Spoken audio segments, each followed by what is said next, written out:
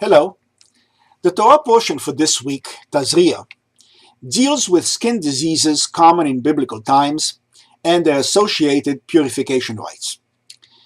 Although we are mercifully no longer subject to these diseases today, Baruch Hashem, Talmudic and later commentators have taught that what is really referred to here is spiritual impurity in the form of lashon hara, that is, gossip.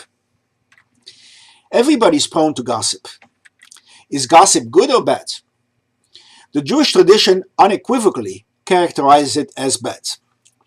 But psychological studies conducted in the past few years have asserted that gossip can sometimes be beneficial. You could read, for example, the article The Virtues of Gossip by Feinberg et al. In the May 2012 issue of the Personality and Social Psychology Bulletin. We will examine their findings in a minute.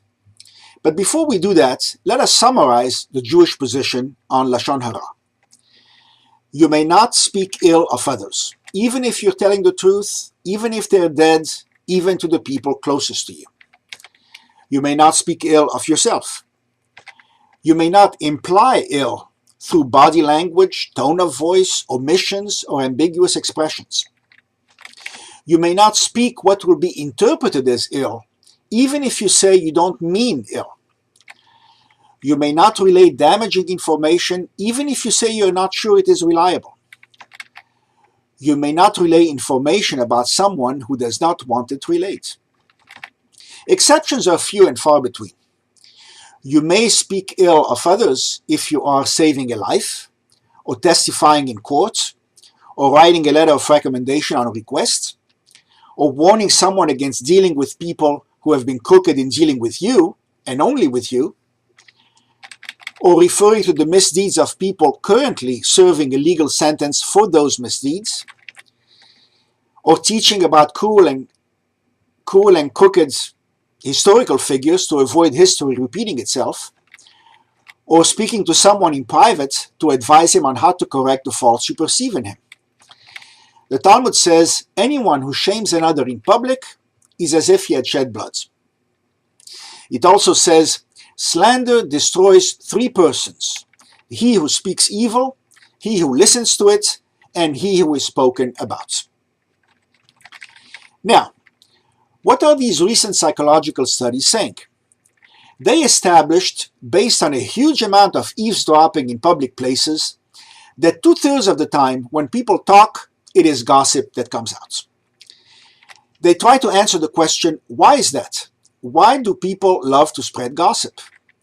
To quote Robin Dunbar, a psychology professor at the University of Liverpool, language evolved for social purposes, not spreading technical information, like whether it will rain or how to get from New York City to Washington, D.C. Knowledge of the social worlds has a much deeper purpose. It's not just the fact that I saw Jimmy kiss Penelope, but how that incident relates to me and the group. Here's what some psychologists speculate. First, they say that gossip fosters bonding. When two people exchange slander about others, they create an association. Two superior people versus the inferior masses. Also, when we gossip, we show others we trust them enough to share such information, which reinforces the bonding. This bonding extends to entire groups. A study showed that spreading good news about the group's friends and damaging news about the group's enemies makes the group as a whole feel good, which helps to buttress group goals. Some also suggest that negative talk in a group about a member of the group who deviates from group norms can be used as punishment and as a means to get the offending member to mend his ways. Second, talking about people who are less skilled or of lower status bolsters our own self-esteem. Third, some psychologists view gossip as evolution of the species. Natural selection pressured us to learn as much as possible about the people around us as a means of protection against them. As Frank McAndrew, an applied social psychology professor at Knox College, said, if you weren't curious about others, you'd pay the consequences. Fourth, Sarah Wirtz, a researcher at Trinity College and Yale University, suggests that gossip gives us something to talk about. She says, we don't tend to like people that don't have anything to talk about. Talking about other people gives us an infinite source of conversational material. Fifth, gossiping about prominent people can be used to test the limits of acceptability. When people talked about President Clinton's affair with Monica Lewinsky, they were also trying to see whether their social circle was ready to accept extramarital affairs as normal behavior in a changing world.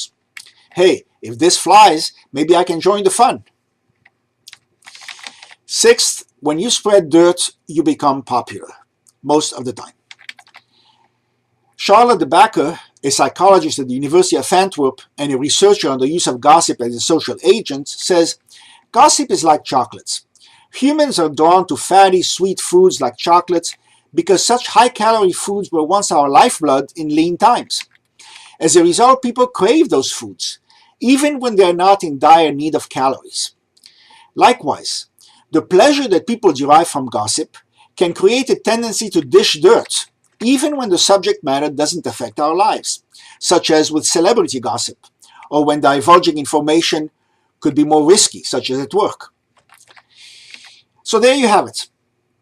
None of this is particularly new or unexpected. These psychologists are correct. Of course, you will derive benefit from gossip. In fact, you believe you'll derive benefit from everything that you do, or you wouldn't be doing it. The real point is, does this benefit outweigh the harm due to others? Our tradition answers this question with a resounding and unambiguous no. For example, when two Gentiles who are not particularly anti-Semitic share anti-Semitic jokes, they do bonds, but they also unwittingly set the stage for the next Holocausts. It's up to us whether to follow our tradition or not. Shabbat Shalom.